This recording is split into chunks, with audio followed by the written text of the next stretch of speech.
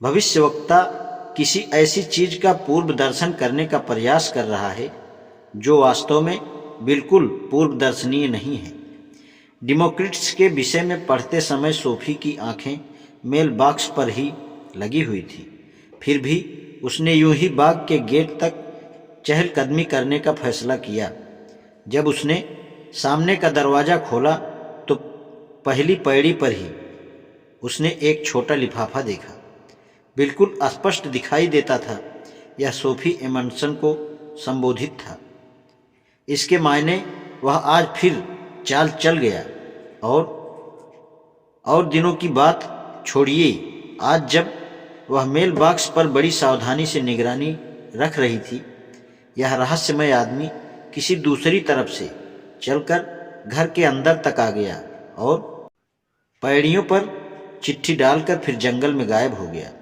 धत तेरी की, उसे यह कैसे पता लगा कि सोफी आज मेल बॉक्स पर निगाह रख रही थी? क्या उसने सोफी को खिड़की के पास बैठे देख लिया था? चलो कोई बात नहीं। अब उसे खुशी इस बात की थी कि माँ के आने से पहले पत्र उसके हाथ लग गया था। सोफी वापस कमरे में गई और पत्र खोला। सफ़ेद लिफाफा किनारों पर थोड़ा सा गीला था और उसमें 2 छोटे छोटे छेद थे। यह भीगा क्यों था? कई दिनों से तो बारिश भी नहीं हुई थी। अंदर रखे छोटे से नोट पर लिखा था, क्या तुम नियति में विश्वास करती हो? क्या बीमारी देवताओं द्वारा दिया गया दंड है? इतिहास की धारा को कौन सी ताकतें संचालित करती हैं? क्या उसका नियति में विश्वास था? वह पक्की तरह तो कुछ नहीं कह सकती थी, किंतु वह ऐसे बहुत से लोगों को जानती थी जो नियति में विश्वास करते थे। उसकी क्लास में एक लड़की थी जो पत्रकारिता में जन्म पत्रियां पढ़ती थी। यदि वे ज्योतिष में विश्वास करते थे तो वे संभवतः नियति में विश्वास करते थे, क्योंकि ज्योतिषियों का दावा था कि नक्षत्रों की स्थिति पृथ्वी पर लोगों के जीवनों पर प्रभावित करती थी। यदि आप यह विश्वास करते हैं कि एक काली बिल्ली द्वारा आपका रास्ता काटने का मतलब दुर्भाग्य होता है, तो ठीक तब आप नियति में विश्वास करते हैं, नहीं करते क्या?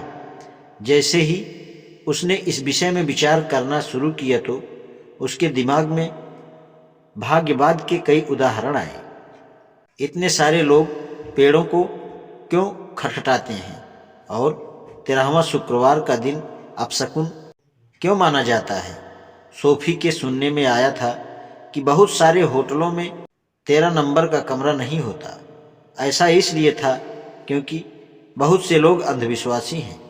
अंधविश्वासी क्या अजीब शब्द है। यदि आप ईसाई धर्म या इस्लाम धर्म में विश्वास करते हैं तो इसे आस्था कहा जाता है, किंतु यदि आप ज्योतिष में या शुक्रवार 13 में विश्वास करते हैं तो यह अंधविश्वास है। क्या किसी को दूसरे लोगों के विश्वास को अंधविश्वास कहने का अधिकार हो सकता है? हाँ, सोफी को पूरा भरोसा था कि डेमोक्रेट्स नियति में विश्वास नहीं करता था। वह भौतिकवादी था। वह केवल अणुओं और रिक्त अंतरिक्ष में विश्वास करता था। नोट में लिखे अन्य प्रश्नों के बारे में भी सोफी ने विचार किया। क्या बीमारी देवताओं द्वारा दिया गया दंड है? एक बात साफ थी, आजकल कोई इसमें विश्वास नहीं करता, किंतु उसे याद आया कि बहुत से लोगों का यह विचार था कि प्रार्थना करने से स्वस्थ होने में सहायता मिलती है। इसके मायने यह हुआ कि कहीं न कहीं उनका यह विश्वास होना चाहिए कि ईश्वर लोगों के स्वास्थ्य पर कुछ नियंत्रण शक्ति रखता है। आखिरी प्रश्न का उत्तर देना अपेक्षाकृत कठिन था। सोफी ने इस बारे में भी ज़्यादा नहीं सोचा था कि इतिहास की धारा पर किसका नियंत्रण अथवा शासन है। लोगों का होना चाहिए निश्चय ही। यदि यह शासन ईश्वर या नियति का है तो फिर लोगों की स्वतंत्रता इच्छा नहीं है। स्वतंत्र इच्छा की धारणा सोफी की सोच को कहीं और ले गई। वह इस रहस्यमय दार्शनिक के कुत्ते बिल्ली वाले आंख मिचौली खेल को क्यों बर्दाश्त कर रही थी? वह उसे पत्र क्यों नहीं लिख सकती? वह स्त्री या पुरुष बहुत संभव है आज रात को या कल सवेरे मेल बॉक्स में एक और बड़ा लिफाफा रख देगा।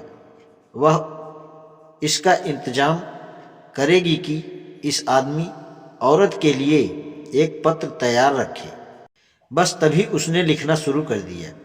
किसी अनजान आदमी को लिखना कुछ कठिन था। उसे तो यह भी पता नहीं था कि वह आदमी है या औरत, या यह कि वह युवा या बूढ़ा है, या यह भी तो हो सकता है कि रहस्यमय दार्शनिक कोई ऐसा व्यक्ति निकले जिसे वह पहले से ही जानती है। आज इतना ही।